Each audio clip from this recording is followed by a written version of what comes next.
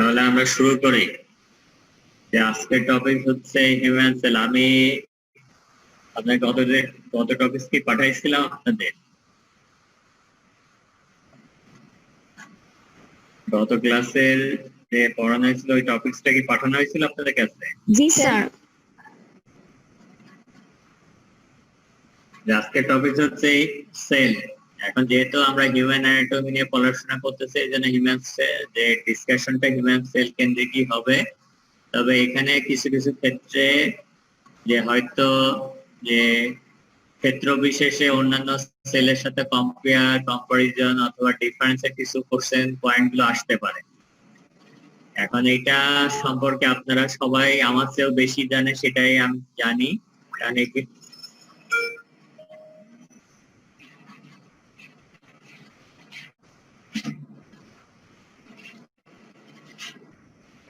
যে এখন সেলের ডেফিনেশন অলমোস্ট সবাই জানেন, খুব ভালোভাবে জানেন। এখন একজন বলেন, সেলের ডেফিনেশন বলেন।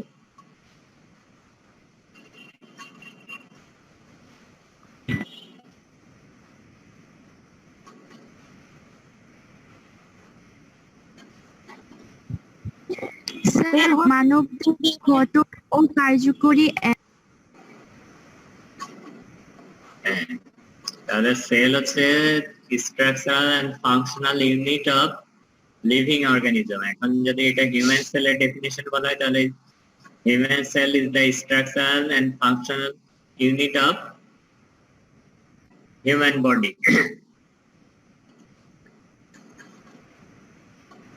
এখন হচ্ছে যে সেলগুলা কিছু সেল আছে ইউনিসেলুলার, কিছু সেল আছে মাল্টিসেলুলার। এখন হিউম্যান যে সেলগুলো হচ্ছে হিউম্যান বডিতে যে সেলগুলো আছে সেগুলো হিউম্যান হচ্ছে মাল্টিসেলুলার অর্গানিজম বলা হয়, কারণ এখানে আমাদের বিভিন্ন অঙ্গ প্রত্যঙ্গ আছে, বিভিন্ন সিস্টেম আছে, সেগুলোকে বিভিন্ন ভাবে সমন্বিত ভাবে কাজ করতে হয় যাতে আমাদের জীবনটা চলমান থাকে, ঠিক মতো চলতে পারে।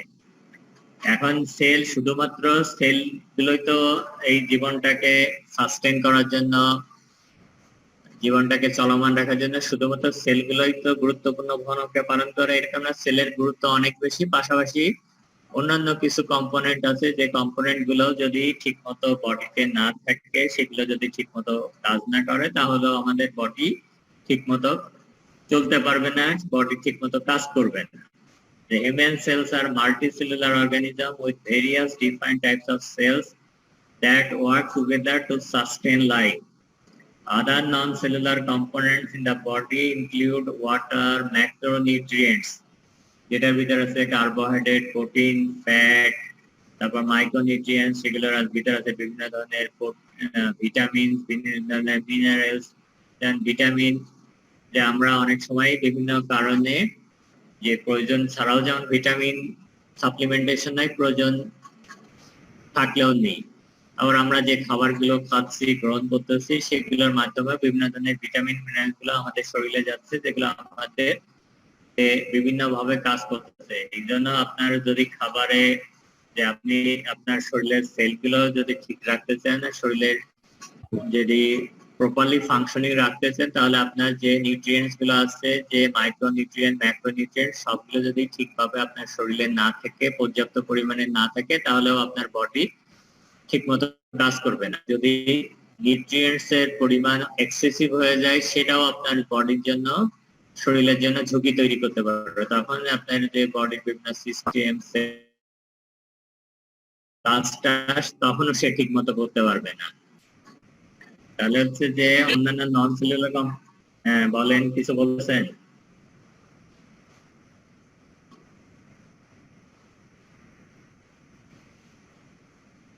যে তাহলে অন্যান্য নিউট্রিয়েন্ট, মাইক্রোনিউট্রিয়েন্টের মধ্যে ইলেকট্রোলাইট, যে আপনাদের যেটা হচ্ছে যে আমাদের বিভিন্ন শরীরে বিভিন্ন ধরনের অ্যানায়ন আছে, ক্যাটায়ন আছে, বিশেষত এর ভিতরে সোডিয়াম, তারপর হচ্ছে পটাশিয়াম, ক্লোরাইড, বাইকার্বনেট, এগুলো অনেক গুরুত্বপূর্ণ ইলেকট্রোলাইট বলা হয়। যে ইলেকট্রোলাইট গুলো যদি সঠিক মাত্রায় না থাকে, এগুলো যদি কম থাকে অথবা বেশি থাকে, তাহলেও আপনার বডির যে বিভিন্ন পার্ট গুলো আছে, বিভিন্ন সিস্টেম গুলো আছে, তখনও সেগুলো তার স্বাভাবিক কাজ করতে পারবে না, সেগুলো অস্বাভাবিক আচরণ করা শুরু করবে। এখন হিউম্যান বডিতে অসংখ্য সেল থাকে, আপনি এটা গুণে শেষ করা আসলে খুব কঠিন। এখানে বলা হচ্ছে যে human body is composed of more than 100 trillion cells, of which there are a number of variety, এবং ডাইভার্সিটি অনেক বেশি। যে মানুষের যে সেলগুলো থাকে, যে একটা সেলের সাথে যে সেলের সাথে বোন সেলের ডিফারেন্স আছে, বোন সেলের সাথে কার্টিলেজের ডাইভার্সিটি অনেক বেশি, এবং এই ডাইভার্সিটির থাকার কারণে দেখা যায় যে এটার প্রকাশটা ফিজিক্যালি, বিভিন্ন ধরনের প্রকাশটা ফিজিক্যালি হতে থাকে। এখন 100 ট্রিলিয়ন অফ সেল মানে সংখ্যার কথা চিন্তা করলে 100 ট্রিলিয়ন সেল মানে অনেক, এবং এটা গুণে শেষ করা যাবে না। এখন 1 ট্রিলিয়নে কত কোটি বলেন তো?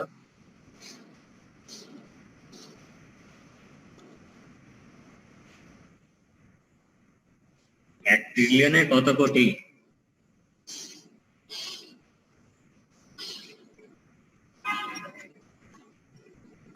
100 কোটি। 100 কোটি, 100 কোটিতে তো 1 বিলিয়ন। আর 10 ট্রিলিয়ন কোটি। 10 কোটি। 10 লাখে হচ্ছে 1 মিলিয়ন সম্ভবত। 10 লাখে 1 মিলিয়ন, 1000 মিলিয়নে 1 বিলিয়ন। আর যেটা হচ্ছে ট্রিলিয়ন হচ্ছে 1 লাখ কোটি হচ্ছে 1 ট্রিলিয়ন। 1 ট্রিলিয়ন সমান 1 লাখ কোটি, তার মানে আপনি এখানে 100 লাখ কোটি, তার মানে অনেক অনেক সেল নিয়ে আপনার বডি হিউম্যান বডি কম্পোস্ট হয়, এবং এই সেলগুলো যে ডাইভার্সিটি অনেক বেশি, যে ভ্যারাইটিস অনেক বেশি, যে একটা সেলের সাথে আকার আকৃতি ফাংশনের সাথে আরেকটা সেলের আকার আকৃতি ফাংশনের ডিফারেন্স থাকার কারণে এই ডাইভার্সিটি গুলো দেখা যায়। এখন সেলগুলা যে কম্পোস্ট সেলের কম্পোনেন্টের ভিতরে মেইনলি 3টা কম্পোনেন্ট বলা হয়, যে প্রত্যেকটা সেলের যে কম্পোনেন্ট থাকে। এখন এই সেলগুলোর একটা ইম্পর্টেন্ট কম্পোনেন্ট হচ্ছে অর্গানিলস, যে সেলের ভিতরে যে বিভিন্ন ধরনের জিনিসপত্র থাকে, যে জিনিসগুলো প্রত্যেকটা স্ট্রাকচার, প্রত্যেকটা বলা হয় যে অর্গানিলস এর কিছু ইউনিক ফাংশন থাকে, যে ফাংশন গুলো যদি ঠিক মতো সে না করতে পারে তাহলে আপনার বডি ঠিক মতো কাজ করবে না, ঠিক মতো রান করবে না। যে cells are composed of a small specialized structure or organelles, each with their own unique role. The function of these cells organelles in humans are associated with diseases when certain organelles of the cells and their function are not working properly. এখানে যে অর্গানিলস গুলো এত বেশি গুরুত্বপূর্ণ, যে কোন একটা অর্গানিলস যদি তার যে কাজটা, সেই কাজটা যদি সে সঠিক মতো করতে না পারে, বিভিন্ন কারণে, বিভিন্ন রোগের কারণে, যে অথবা বিভিন্ন কন্ডিশনের কারণে, তখন দেখা যায় যে আপনার বডি ঠিকমতো ফাংশনিং করবে না, প্রপারলি ফাংশন। হয়তো অনেক ক্ষেত্রে আপনি মারা যাবেন না, কিন্তু আপনার যেভাবে আপনার বডি রান করার কথা, যেভাবে ফাংশন করার কথা, সেই ফাংশনটা আপনি করতে পারবেন না।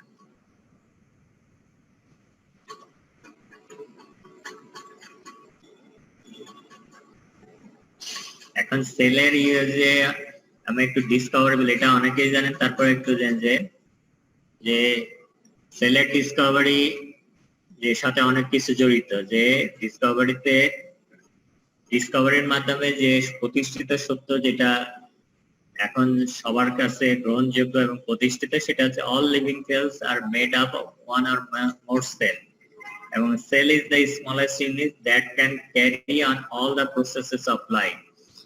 এখন এই সেলের ডিসকভারি, এটার সাথে অনেক কিছু জড়িত, এবং এটার সাথে মাইক্রোস্কোপে বলা হয় যে আবিষ্কার হচ্ছে মানুষের, বলা হয় যে চিকিৎসা বিজ্ঞানের ক্ষেত্রে যুগান্তকারী আবিষ্কারগুলোর ভিতরে অন্যতম আবিষ্কার বলা হচ্ছে মাইক্রোস্কোপ। বলা হয় যে মাইক্রোস্কোপ আবিষ্কারের পরে সেটার ধারাবাহিক যে পরিবর্তন উন্নতির কারণে কিন্তু অনেক সমস্যা, অনেক জিনিস তাকে আইডেন্টিফাই করা সম্ভব হয়েছে, যার কারণে অনেক রোগ ডায়াগনোসিস করা, ট্রিটমেন্ট করা কিন্তু অনেক ইজি হয়ে গেছে। যদি মাইক্রোস্কোপ আবিষ্কার করা সম্ভব না হতো, তাহলে হয়তো অনেক কিছুই আমাদের অজানা থাকতো, অনেক রোগটাকে আমরা ঠিক মতো ডিটেক্ট করতে পারতাম না, এবং সেই সঠিক ট্রিটমেন্টও দেওয়া সম্ভব হতো না। যদিও এখন পর্যন্ত অনেক রোগের কারণ খুঁজে পাওয়া যায় না, অনেক রোগের এখন পর্যন্ত একবার পুরোপুরি কিওর করার কোনো ট্রিটমেন্ট নেই। তারপরেও আছে যে এই মাইক্রোস্কোপ এবং আরো এই ধরনের কিছু যুগান্তকারী আবিষ্কার চিকিৎসা বিজ্ঞানকে অনেক উপরের দিকে নিয়ে আসছে, এবং এটা বলা যে মানুষের জন্য বড় আশীর্বাদ স্বরূপ বলা হয় যে এই আবিষ্কারগুলো। যেমন এখানে মাইক্রোস্কোপের আবিষ্কার, যেটার মাধ্যমে আপনি সেলে আপনার হিউম্যান বডির অথবা অন্যান্য বিভিন্ন যে প্লান্টস আছে, এনিমেল আছে, সেগুলো বিভিন্ন স্ট্রাকচারের সেলুলার যে এইগুলো দেখতে পাচ্ছেন, টিস্যু অ্যারেঞ্জমেন্ট দেখতে পাচ্ছেন।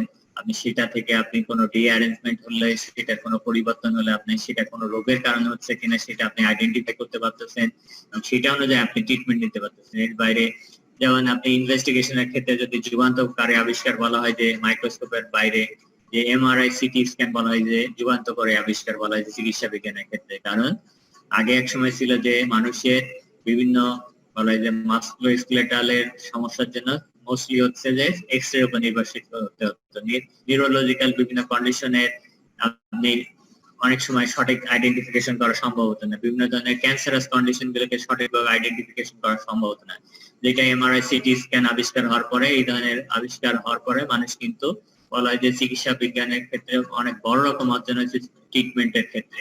এই জন্য এই আবিষ্কার যারা করছে তারা কিন্তু যে তাদেরকে বিভিন্নভাবে বিভিন্ন সময় অনার্ড করা হয়েছে, যে তাদের অনেকেই আছে যে এই ধরনের যুগান্তকারী আবিষ্কারের জন্য নোবেল প্রাইজ পাইছে।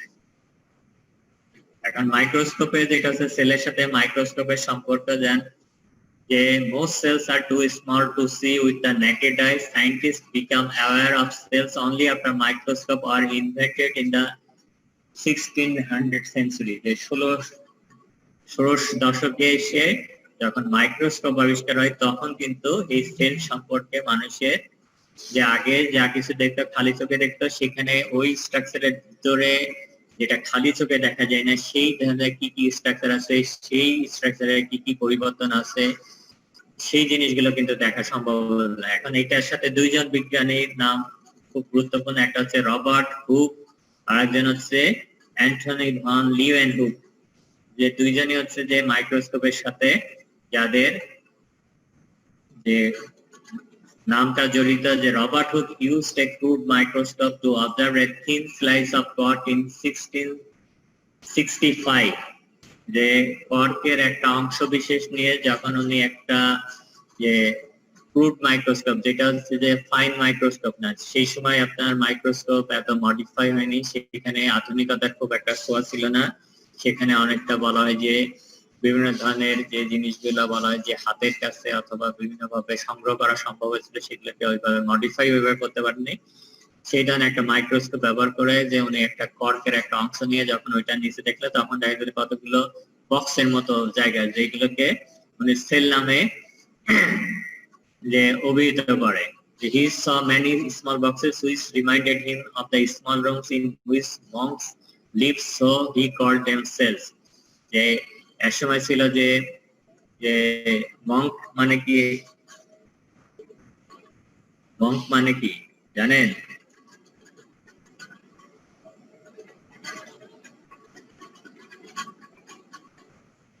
আপনারা কি শুনতে পাচ্ছেন আমাকে? জি স্যার। Yes sir. মঙ্ক কাদেরকে বলা হয় জানেন? স্যার সন্ন্যাসীদের বলা হয়। সন্ন্যাসীদের। এখন এখানে শব্দটা ইউজ করা মঙ্ক, এটা ইউজ করা যে অ্যান্টার্কটিকা মহাদেশে যারা বসবাস করে, তারা হচ্ছে এরকম কিউবের মতো মানে সেলের মতো কিছু স্ট্রাকচারে তারা হচ্ছে বসবাস করে। এই জন্য সে হচ্ছে যে ওইটা থেকে তাদের নামকরণ করা হচ্ছে যে এইরকম সে স্লাইস, যে কর্কের যে স্লাইস, সেখানে এরকম প্রকোষ্ঠের মতো দেখা যাচ্ছে, সেটা যে যারা মঙ্ক যেখানে বসবাস করে যে ধরনের স্ট্রাকচারে, সেই ধরনের স্ট্রাকচারের সাথে মিল খুঁজে পায়, যেগুলোকে সেল বলা হয়। এবং সেটা সে পরবর্তী অবজার্ভ প্লান্ট সেলস, এবং যে সেল শব্দটা কিন্তু বিভিন্ন ভাবে নামকরণ করা হয়। যেমন আপনারা পেপারে অনেক সময় যে ইদানিং কালে লাস্ট যে গতকাল অথবা গত আগের দিন, যেটা হচ্ছে যে বরগুনাতে যে একটা হত্যাকাণ্ড হয়েছিল গত বছর, সেখানে যে রায়টা দেওয়া হয়েছে, এখানে রায়ে কতজনকে ফাঁসি দেওয়া হয়েছে, যে এই ফাঁসি দণ্ডপ্রাপ্ত যারা আসামি তাদেরকে একটা বিশেষ ধরনের সেলে রাখা হয়, যেটাকে বলা হয় কনডেম সেল। এইটা হচ্ছে যে সেলটা মানে ওই কন্ডেম সেলেরটা হচ্ছে যে বক্সের মতো, যে এখানে খুব বেশি বলা হয় যে এখানে সম্ভবত খুব বেশি থাকে না, যে একেবারে ছোট্ট একটা প্রকোষ্ঠ, যে প্রকোষ্ঠের ভিতরে খুব বেশি আলো বাতাস ঢোকে না, সেই ধরনের একটা প্রকোষ্ঠে এই ধরনের বন্দীদেরকে জীবনযাপন করতে হয়। এখন এরপরে রবার্ট হুক যে এই স্লাইস অফ কর্ড, যেটা ক্রুড মাইক্রোস্কোপের নিচে দেখার পরে যে জিনিসটা, তার 10 বছর পরে 10 years later a scientist Anthony van Leeuwenhoek used a microscope to view pond water. He observed many small living creatures. He named them animalcules. The tiny animals, they are single cell organisms. যে পুকুরের পানি নিয়ে যখন মাইক্রোস্কোপের নিচে পরীক্ষা করে তখন দেখে যে অসংখ্য ছোট ছোট যে জীবিত জিনিস যেগুলো মুভমেন্ট করে, যেগুলো হচ্ছে সিঙ্গেল সেল নিয়ে সেই অর্গানিজম গুলো গঠিত, সেই ধরনের সেল গুলো, সেই অ্যানিমেল গুলো আইডেন্টিফাই করতে সে সক্ষম হয়। এবং পরবর্তীকালে আরো বেশ লম্বা সময় পরে, যেটা আধুনিকতার যে সেলের যে কনসেপ্ট, সেটা কিন্তু 18 শতকের দিকে এটা হচ্ছে যে পরে 18 শতকের পরের দিকে এটা হচ্ছে আস্তে আস্তে মানুষের ফোকাস করতে সমর্থ হয়। যে in 1838 the German botanist Matthias Schleiden concluded that cells compose every part of the plant. যে প্লান্টের প্রত্যেকটা পার্টি হচ্ছে সেল দিয়ে কম্পোজ থাকে। A year later the German zoologist Theodor Swan claimed that the animals are also made of cells.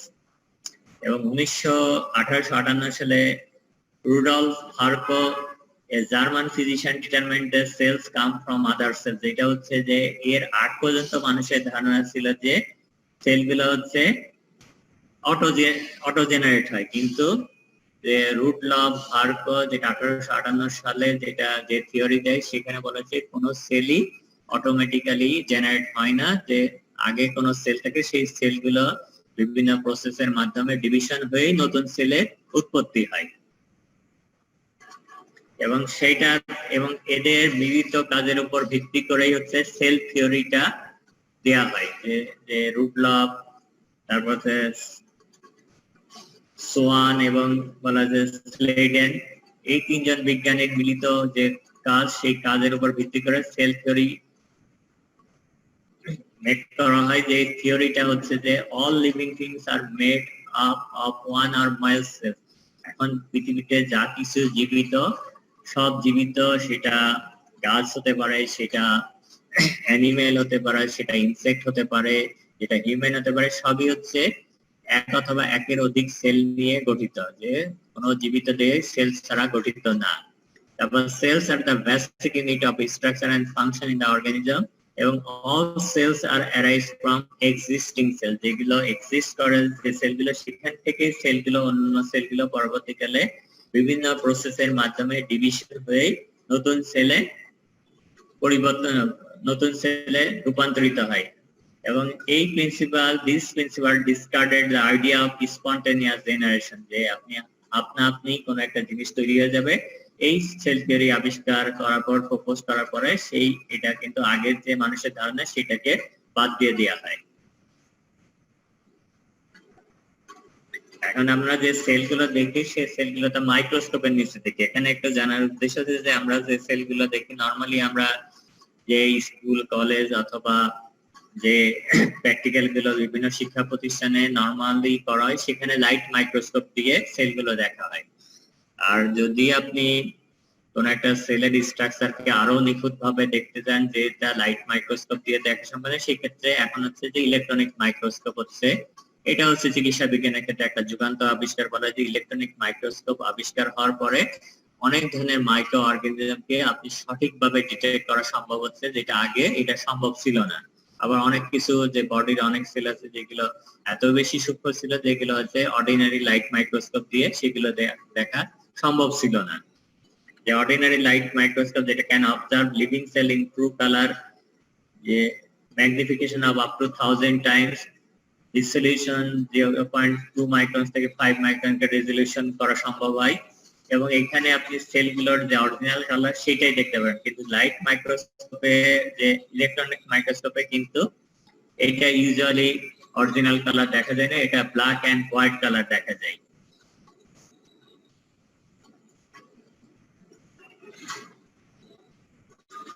যে electron microscope এখন এই মাইক্রোস্কোপে আপনি কোনো জিনিস দেখেন preparation needed to kill the cells, এখানে সাধারণত যে সেলগুলো দেখায় সেই সেলগুলোকে দেখার জন্য আগে একটা প্রিপারেশন দরকার হয়, একটা নির্দিষ্ট প্যাটার্ন অনুসরণ করা হয়, সেই প্রিপারেশনটা কমপ্লিট হওয়ার পরেই সেলগুলোকে মাইক্রোস্কোপের নিচে দেখার জন্য উপযোগী করা সম্ভব হয়।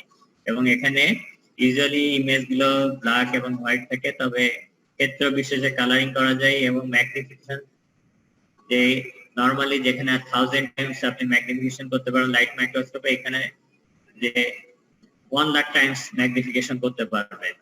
এবং ইলেকট্রনিক মাইক্রোস্কোপে যে ইমেজগুলো সেটা দুই ধরনের ইমেজ তৈরি করা যায়, একটা হচ্ছে এম আছে সেম, এম আছে ট্রান্সমিশন ইলেকট্রন মাইক্রোস্কোপ ইমেজ, এটা 2D ইমেজ তৈরি করে, আর স্ক্যানিং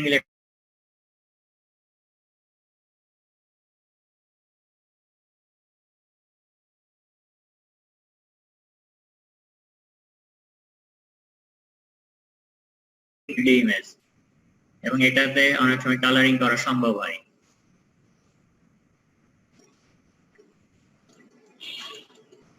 এখন সেলের ডাইভার্সিটির কথা বলছিলাম যে হিউম্যান বডিতে এত সেল আছে যে সেলগুলো যে একটা সেলের সাথে আরেকটা সেলের আপনি খুব বেশি মিল খুঁজে পাবেন না, এগুলো হচ্ছে এত বেশি বলা হয় যে আকার আকৃতি ফাংশনালি এত বেশি পরিবর্তিত, এটা যে এই জন্য হচ্ছে হিউম্যান বডি হচ্ছে বিভিন্ন যে বৈশিষ্ট্যগুলো সেটার বৈচিত্র্যতা অন্য যে কোনো প্রাণী থেকে কিন্তু ভিন্ন। মানবদের যে বিভিন্ন বৈচিত্র্যতা যে আচার আচরণ থেকে শুরু করে বিভিন্ন ফিজিক্যাল অ্যাপিয়ারেন্স, ফিজিক্যাল যে স্ট্রাকচারাল যে বৈচিত্র্যটা আছে যেটা অন্য কোনো প্রাণীদের ভিতরে এত বেশি দেখা যায় না। এখানে দেখেন কতগুলো সেলের দেখা আছে, যে ছবিটা আছে এই সেলটা দেখতে একরকম, এটা আরেক রকম, এটা আবার ভিন্ন, যে বিভিন্ন যে আকার আকৃতি লেন্স এটা কোনোটাই হচ্ছে একটার সাথে আরেকটা খুব একটা মিল খুঁজে পাওয়া যায় না।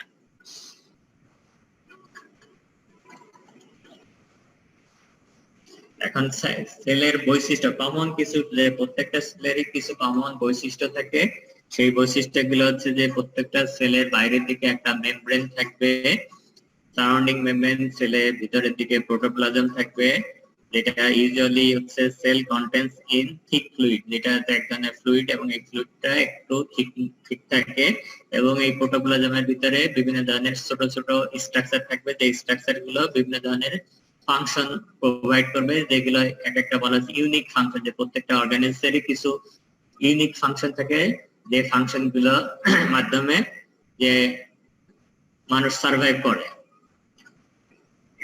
এবং যে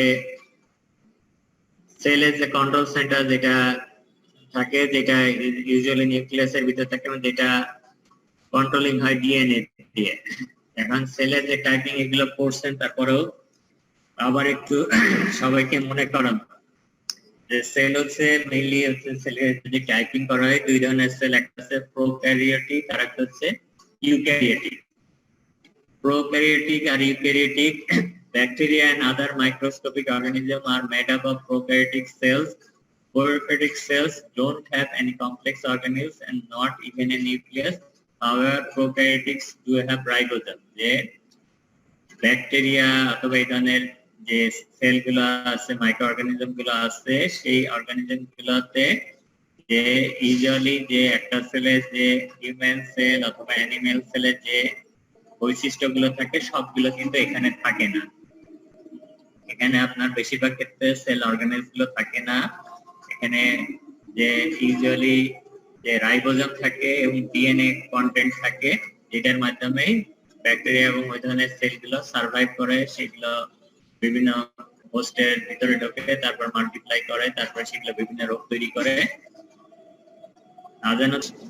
আমি যেটা বললাম যে প্রোক্যারিওটিক সেল এবং ইউক্যারিওটিক সেল, যে প্রোক্যারিওটিক সেল হচ্ছে পৃথিবীতে যেটার বাংলা নাম মনে সম্ভবত আদি কোষ বলে, এবং first cell type on the earth, এবং ব্যাকটেরিয়া এবং এই ধরনের কিছু অর্গানিজম আছে, আর্কিয়া, এই ধরনের অর্গানিজম গুলোতে যে সেলগুলো থাকে সেগুলো হচ্ছে প্রোক্যারিওটিক সেল। এবং এই প্রোক্যারিওটিক সেলের কতগুলো বৈশিষ্ট্যের কথা বলা হয়েছিল, যে এখানে কোনো মেমব্রেন বাউন্ড নিউক্লিয়াস থাকে না, অন্যান্য যে অর্গানিজম গুলো সেগুলো বেশিরভাগই থাকে না। এখানে যেটা মেইনলি থাকে হচ্ছে রাইবোজোম থাকে, এবং এখানে ডিএনএ কন্টেন্ট থাকে, ডিএনএ নিউক্লিয়ার থাকে, যেখানে ডিএনএ গুলো কনডেন্স কনসেন্ট্রেটেড অবস্থায় থাকে।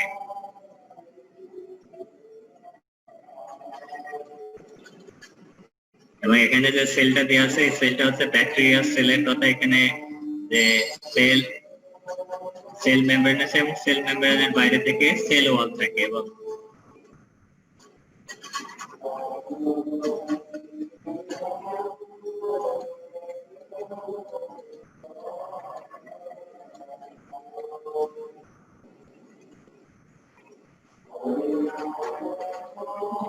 আর ইউক্যারিওটিক সেল হচ্ছে ইউজুয়ালি যে সেলগুলো আপনার প্লান্ট এবং অ্যানিমাল সেলে পাওয়া যায় সেটা হচ্ছে ইউক্যারিওটিক সেল।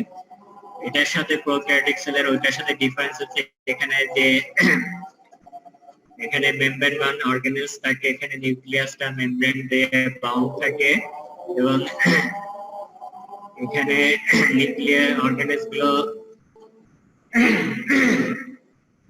মেমব্রেন অর্গানেলস থাকে। এই জন্য এই সেলগুলোর বলা হয় যে ফাংশনালি হচ্ছে প্রোক্যারিওটিক সেল থেকে অনেক ডিফারেন্ট থাকে।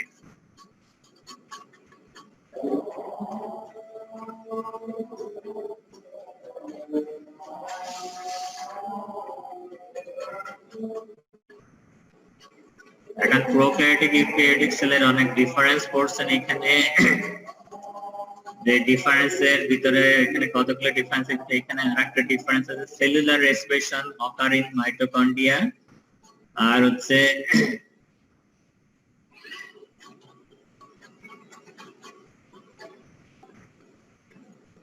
আর cellular respiration occur in mesosome এসেছে প্রোক্যারিওটিক সেলে। এখানে রাইবোজোমে যে সাব ইউনিট থাকে ইউক্যারিওটিক সেলে সেটা হচ্ছে 40S এবং 60S সাব ইউনিট। আর প্রোক্যারিওটিক সেলে রাইবোজোমাল যে সাব ইউনিট থাকে সেটা হচ্ছে 30S এবং 50S সাব ইউনিট। এবং আপনারা যেটা হচ্ছে যে আপনারা জানেন কিনা যে আমরা যে অ্যান্টিবায়োটিক গুলো খাই সেই অ্যান্টিবায়োটিক গুলোর কিছু কিছু অ্যান্টিবায়োটিক আছে তারা হচ্ছে যে এই রাইবোজোমাল সাব ইউনিটের উপরে কাজ করে, তখন এই সাব ইউনিট গুলো কাজ না করার কারণে প্রোটিন সিনথেসিস করতে পারে না, তখন ব্যাকটেরিয়া গুলো মারা যায়। এবং কিছু অ্যান্টিবায়োটিক আছে যেগুলো 30S সাব ইউনিটের উপর কাজ করে, কিছু আছে 50S সাব ইউনিটের উপর কাজ করে।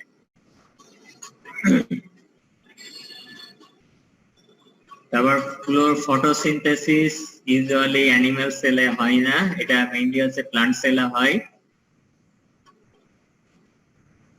সেল ওয়াল ইউজুয়ালি ইউক্যারিওটিক সেলে, অ্যানিমাল সেলে সেল ওয়াল থাকে না, যেটা cell wall present in plants and fungus only. আর প্রোক্যারিওটিক সেলে সেল ওয়াল থাকে।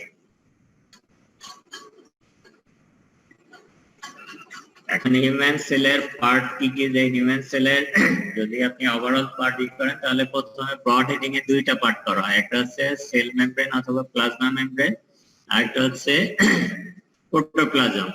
এখন প্রোটোপ্লাজমের ভিতরে আবার দুইটা অংশ থাকে, একটা হচ্ছে সাইটোপ্লাজম আর একটা হচ্ছে নিউক্লিয়াস।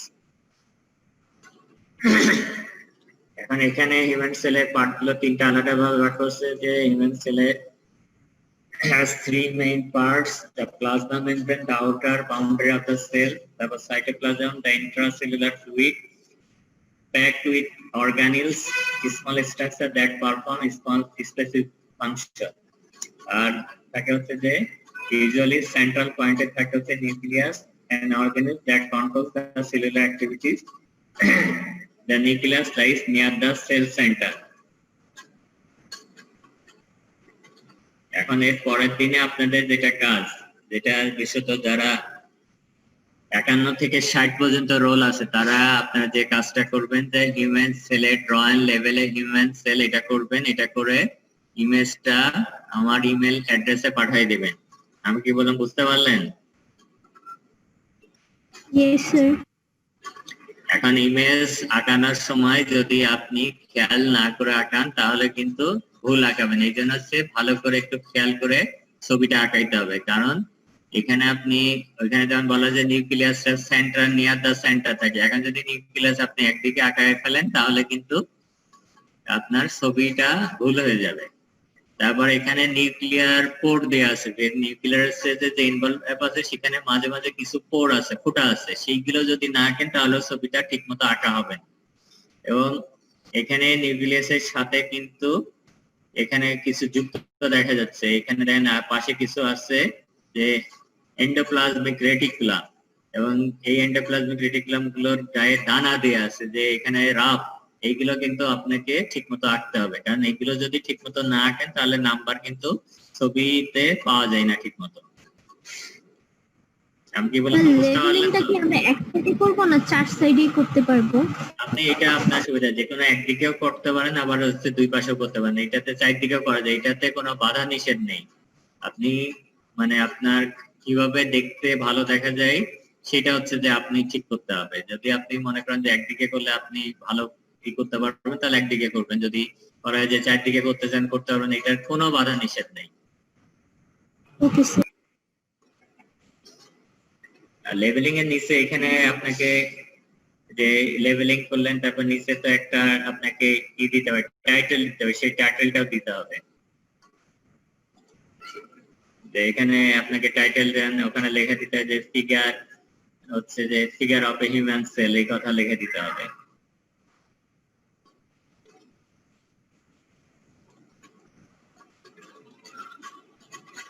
এরপর হচ্ছে সেল মেমব্রেন।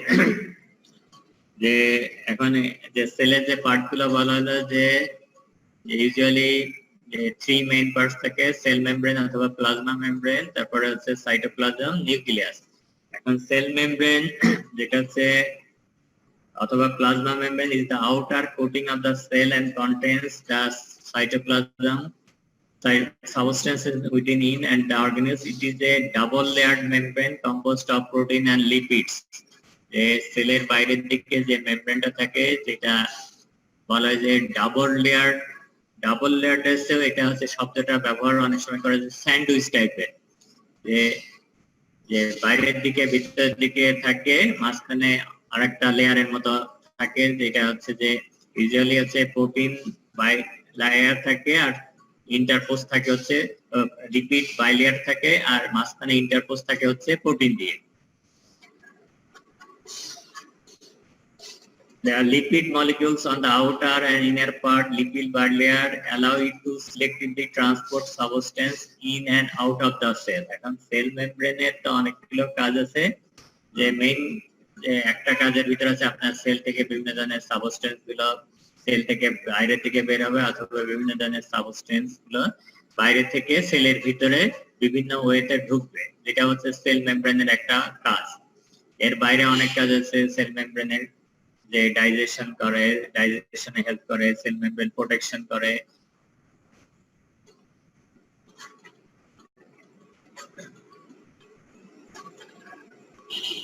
এখন সেল মেমব্রেন যেটা বিভিন্ন ধরনের সেলুলার প্রসেসের সাথে যুক্ত থাকে, ভিতরে আছে সেল অ্যাডহেশন, যে একটা সেলের সাথে আরেকটা সেল যে অ্যাডহেন্ট থেকে যুক্ত থাকে। তারপর আয়ন কন্ডাক্টিভিটি, যে আপনার সেলের যে চ্যানেল গুলো আছে, যে চ্যানেল গুলোর মাধ্যমে যে পোর্ট দিয়ে যে কোন আয়ন সেলের ভিতরে ঢুকবে, কোন আয়ন সেলের বাইরে বের হবে। তারপর সেল সিগন্যাল, সেলের বিভিন্ন ধরনের অ্যাক্টিভিটি করার জন্য, ফাংশনিং করার জন্য, বিভিন্ন ধরনের জিনিস প্রোডাকশন করার জন্য সিগন্যাল দরকার হয়, সেই সিগন্যাল গুলো সেল প্রোটিনের মাধ্যমে প্রোভাইড হয়। এবং একটা বড় হচ্ছে provide mechanical strength to the cell, সেলের যে স্ট্রেংথ সেটা যে প্রোভাইড করা হচ্ছে সেল মেমব্রেন। যদি সেল মেমব্রেন কোনো কারণে ক্ষতিগ্রস্ত হয়, ড্যামেজড হয়, তাহলে আপনার সেলগুলো ঠিকমতো কাজ করতে পারবে না, সার্ভাইভ করতে পারবে না। এখন সেল মেমব্রেনের যে কনসেপ্ট, যে lipid bilayer hypothesis was proposed in 1925 by Jorter and Grindel. And the most accepted biological model of cell membrane was given by H.G. Singer and C.L. Nicholson in 1972. এখন যেটা হচ্ছে নরমালি সেল মেমব্রেনের যে মডেলটা, যে accepted model, সেটাকে বলা হয় fluid mosaic model. Fluid mosaic মডেলটা হচ্ছে যে এই তথ্যের উপর করা যায় ফ্লুইড হচ্ছে ইন্ডিভিজুয়াল ফসফোলিপিড, যে সেলের যে ছিল না। এখন যেটা বললাম যে সেল মেমব্রেনের যে লেটেস্ট যে থিওরি, যেটা ফ্লুইড মোজাইক মডেল বলে, যেটা মোস্টলি অ্যাকসেপ্টেড কনসেপ্ট বলা হয়। যে কনসেপ্টটা যেটা হচ্ছে 1972 তে দুইজন বিজ্ঞানী যারা প্রস্তাব করছিল সেটা হচ্ছে J Singer and J L Nicolson, এবং সেই ফ্লুইড মডেলটা হচ্ছে যে সেল মেমব্রেন তো এখানে লিপিড এবং প্রোটিন নিয়ে গঠিত। এখন এখানে যে লিপিড গুলো থাকে, যে ফসফোলিপিড, যে বিশেষত যে যে এখানে যে লিপিড গুলো থাকে যেগুলো হচ্ছে ফসফোলিপিড বলা যায়। Individual phospholipids and some protein can move sideway in this layer therefore fluid. এখন এখানে সেল মেমব্রেনে তো ইন্ডিভিজুয়ালি অনেক ফসফোলিপিড থাকে, অনেক প্রোটিন থাকে, এবং এই ফসফোলিপিড এবং প্রোটিন গুলো মুভ করতে পারে, মুভ করে তারা সাইডের দিকে মুভ করতে পারে, এবং সেটা হচ্ছে ফ্লুইডের মতো, যে ফ্লুইড যেভাবে মুভ করতে পারে তারা সেভাবে মুভ করতে পারে, এই জন্য এটাকে ফ্লুইডের সাথে তুলনা করা হয়। এবং মোজাইকটা হচ্ছে range of different proteins resting on the surface on through the phospholipid layer gives a mosaic appearance। এখন যে যে বিভিন্ন ধরনের যে প্রোটিন গুলো যে ফসফোলিপিডের সারফেসের উপরের দিকে থাকে, যেটা দেখতে অনেকটা মোজাইকের মতো অ্যাপিয়ারেন্স তৈরি করে, এই জন্য নাম হচ্ছে ফ্লুইড মোজাইক মডেল।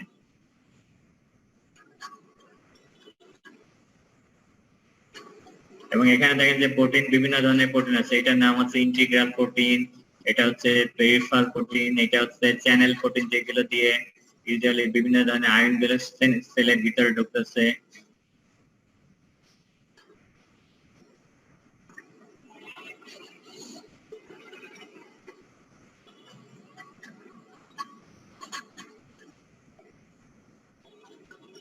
এখন সেল মেমব্রেনের যে লেয়ারটা থাকে, যেটা বলা হচ্ছে যে ফসফোলিপিড বাইলেয়ার থাকে, এর আবার দুইটা, একটা হচ্ছে যে এখানে মাঝখানে যে এটা হচ্ছে প্রোটিন গুলো ইন্টিগ্রেটেড থাকে। এখন এই প্রোটিন আবার দুইটা, এখানে যে সেল মেমব্রেনের দুইটা, যে বাইরের দিকে আর ভিতরের দিকে, সেটা আবার নামকরণ হাইড্রোফোবিক রিজন, আর একটা হচ্ছে হাইড্রোফিলিক, আর একটা হচ্ছে হাইড্রোফোবিক। যে একটাতে পানির প্রতি আকর্ষণ আছে আর একটাতে পানির প্রতি কোনো আকর্ষণ নাই। যে এই প্রান্তটা হচ্ছে যে পানির প্রতি আকর্ষণ থাকে, আবার এই প্রান্ত নিচের দিকে ভিতরের দিকের প্রান্তের যে প্রোটিন গুলো থাকে সেগুলোতে পানির প্রতি কোনো আকর্ষণ থাকে না।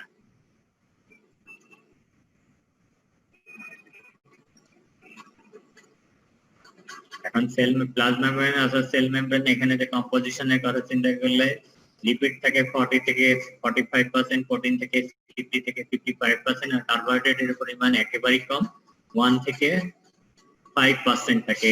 ইউজুয়ালি এটা গ্লাইকোপ্রোটিন হিসাবে থাকে অথবা গ্লাইকোলিপিড হিসাবে থাকে। এখন লিপিডের ভিতরে লিপিডটা বলা হচ্ছে 45% থাকে এবং ফসফোলিপিড বাইলেয়ার থাকে, এবং লিপিডের ভিতরে মেইনলি ফসফোলিপিড থাকে, এর বাইরে থাকে হচ্ছে গ্লাইকোলিপিড, কোলেস্টেরল।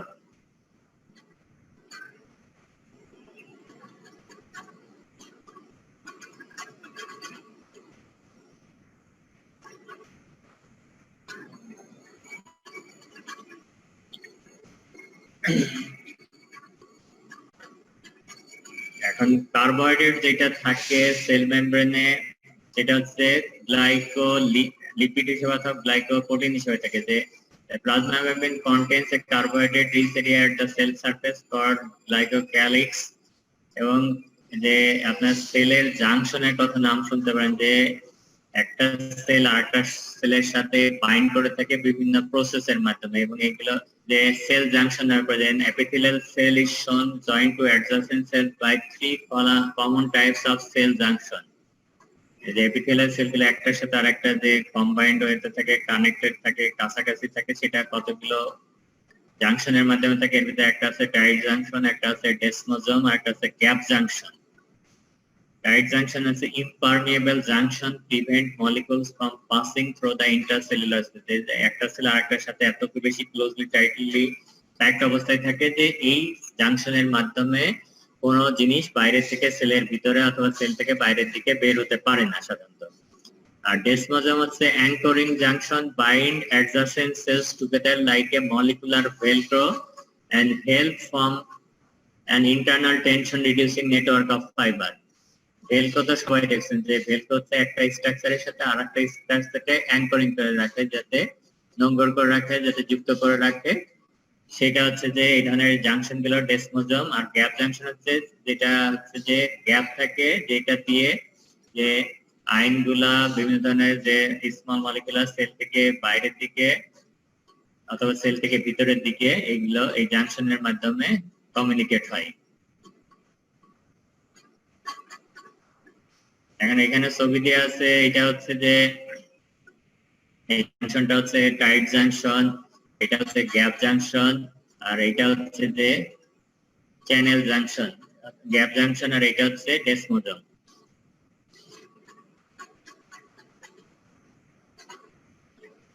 এখন এইটা দিয়ে আজকে শেষ করে যে প্লাজমা মেমব্রেনের ফাংশন কি। এখন প্লাজমা মেমব্রেন হচ্ছে এটা হচ্ছে সেলের বাইরের দিকে আবরণ, এবং এটার one of the most important function হচ্ছে প্রোটেক্টিভ ফাংশন, যে forms outer most boundary of the cells, এবং সেলস গুলো বিভিন্ন ভাবে যাতে ক্ষতিগ্রস্ত না হয়, সেলের ভিতরের যে কন্টেন্ট গুলো আছে সেগুলো যাতে ক্ষতিগ্রস্ত না হয়, সেগুলো যাতে ইনট্যাক্ট থাকে, সেগুলো যাতে প্রপারলি ফাংশনিং থাকে, সেইটার একটা বড় ভূমিকা পালন করা হচ্ছে সেল মেমব্রেন। এখন সেল মেমব্রেন গুলো যদি ড্যামেজ হয়ে যায় তাহলে যে সেলের ভিতরে কন্টেন্ট গুলো তখন সেল থেকে বের হয়ে যেতে পারে, অথবা বাইরে থেকে কন্টেন্ট গুলো সেলের ভিতরে ঢুকে যাবে, সেগুলো তখন অর্গানিজম গুলো ঠিকমতো কাজ করতে পারবে না, অর্গানিজম গুলো তখন ডেস্ট্রয় হবে, ড্যামেজ হবে, তখন অর্গানিজম গুলো কাজ করতে পারবে না। তারপর ডাইজেস্টিভ ফাংশন, যে আমাদের যে ডাইজেস্টিভ যে সিস্টেম আছে সেখানে যে সেল গুলো আছে সেই সেল গুলো আমরা যে খাবারগুলো গ্রহণ করতেছি, তারপর গ্রাইন্ডিং করতেছি, তারপর সেগুলো আমরা গলাধকরণ করতেছি, তারপরে এগুলো বিভিন্ন ভাবে বিভিন্ন জায়গা দিয়ে ডাইজেস্টিভ সিস্টেমের বিভিন্ন জায়গা দিয়ে এগুলো ওখানে যে সেলগুলো আছে সেগুলোর মাধ্যমে এগুলো যে ডাইজেশন হচ্ছে, ওখান থেকে যে সেলগুলো থেকে বিভিন্ন ধরনের সিক্রেশন হচ্ছে, সেখান থেকে ডাইজেশন হচ্ছে, তারপরে ওখানে যে সেলগুলো থাকে সেগুলো দিয়ে অ্যাবজর্পশন হচ্ছে। তারপর সিলেক্টিভ পারমিয়াবিলিটি, যে helps in transport across the membrane, যে সেল মেমব্রেন দিয়ে কিছু কিছু জিনিস সে সেলের ভিতরে ঢুকতে দিচ্ছে অথবা সেলের বাইরে, সেল থেকে বাইরের দিকে, এটাও সব ধরনের জন্য না, এটা একেবারে হচ্ছে সিলেক্টিভ কিছু জিনিস সে পারমিয়েট করে যেগুলো সেলের ভিতরে ঢুকতে পারবে অথবা সেল থেকে ওই জিনিসগুলো বের হতে পারবে। তারপরে সেল সারফেসে, সেল মেমব্রেনের সারফেসে কতগুলো রিসিপ্টর থাকে, যে রিসিপ্টর গুলো যে বিভিন্ন ধরনের অ্যাক্টিভিটি গুলো শো করে, এগুলো বলা হয় যে সেল সিগন্যালিং এর সাথে জড়িত। এগুলো অ্যান্টিজেনিসিটি, যে কোনো একটা যে স্ট্রাকচার সেটা কি কোনো একটা ডিজিজ প্রোডাকশন করবে কিনা সেটার জন্য ওখানে যে সেল সারফেসে যে রিসিপ্টর গুলো থাকে সেগুলোর সাথে অনেক সম্পর্কিত আছে। তারপর হচ্ছে যে কোনো একটা জিনিস, যে বিষয়ত কোনো একটা ওষুধ অথবা ড্রাগস যে কাজ করবে কিনা, সেটা কাজ করার জন্য অনেক সময় তাকে সেলের যে রিসিপ্টর আছে সেই রিসিপ্টরের সাথে বাইন্ড হতে, তারপর সেই অ্যাকশন গুলো প্রডিউস করে। তারপর সেল অ্যাডহেশন মলিকিউল, যে present on the plasma membrane of certain cells plays an important role in the process of inflammation. তারপর junctions, this helps in formation of various types of junction, যেটা বলা হচ্ছে tight junction, gap junction, desmosome, along with the help of cytoskeleton, the microtubules, microfilaments, এই structure গুলো দিয়ে যে এই junction গুলোকে সে হচ্ছে ফরমেশনে হেল্প করে।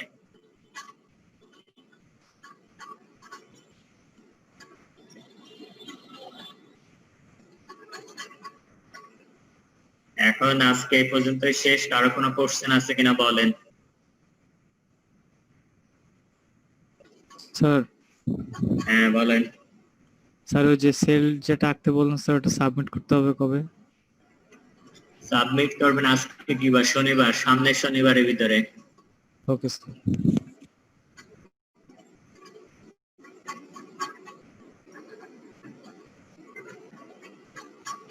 কার কোনো কোশ্চেন আছে?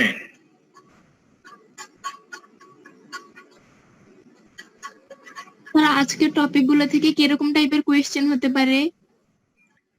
আজকে টপিকস তো পুরোপুরি পড়ানো হয়নি, যতটুকু পড়ানো হয়েছে তাতে যেটা যেটা যে নরমালি যেটা আছে সেলের, যেটা আছে ডেফিনিশনটা হতে পারে কি কি টাইপের সেল আছে, তারপর প্রোক্যারিওটিক ইউক্যারিওটিক সেলের ডিফারেন্স অনেক সময় কি করতে পারে আসতে পারে, তারপরে হচ্ছে যে সেলের কি কি পার্টস আছে, যে ড্রয়িং লেভেলে হিউম্যান সেল সেটা আসে অনেক সময়, এটা common question.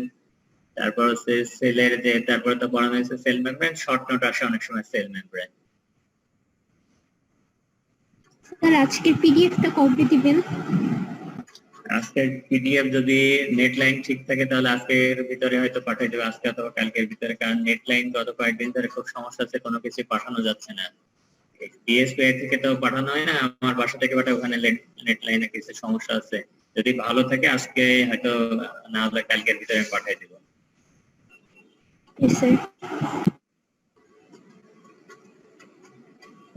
Sir fluid mosaic model, plasma model এগুলো পড়তে হবে?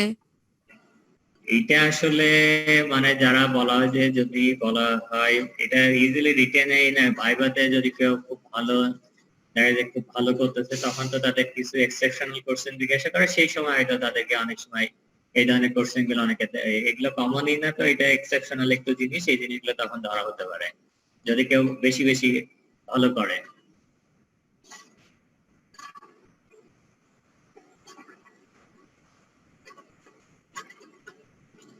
সেলের কম্পোজিট, সেল মেমব্রেনের যে লেয়ারটা আছে সেই লেয়ারটা মানে ফ্লুইড মোজাইক মডেল যদি কিন্তু সেলের মেমব্রেনের যে কম্পোনেন্ট আছে, যে কি বিন্যাসে আছে, কিভাবে আসে, সেটা তো অবশ্যই আপনাকে জানতে হবে, কি কাজ করে সেটাও জানতে হবে। কিন্তু ফ্লুইড মোজাইক মডেল একটু হচ্ছে যে পরের ধাপের প্রশ্ন।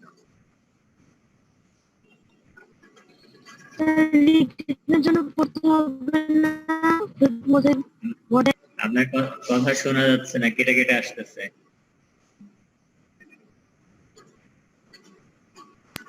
স্যার বলতেছি রিটেন পরীক্ষার জন্য ফ্লুইড মোজাইক মডেল পড়তে হবে না? সাধারণত রিটেনে ফ্লুইড মোজাইক মডেল এরকম আসা আমি দেখিনি, মানে সেল মেমব্রেন অনেক সময় শর্ট আসলে ফ্লুইড মোজাইক মডেল এগুলো এইভাবে আসে না।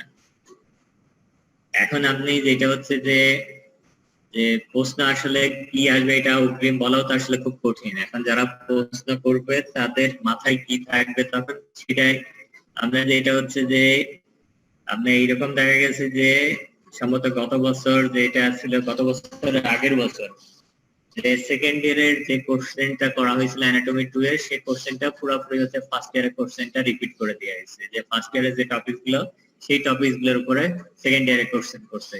এখন যারা কোশ্চেন করছে তারা খেয়াল করেনি সম্ভবত। এখন সেকেন্ড ইয়ারে কোশ্চেনটা আপনি পরিবর্তন করতে পারবেন, যে কোশ্চেন আছে সেই কোশ্চেনে আপনাকে পরীক্ষা দিতে হবে, তাদেরকে ওই কোশ্চেনে কিন্তু পরীক্ষা দিতে হয়েছে।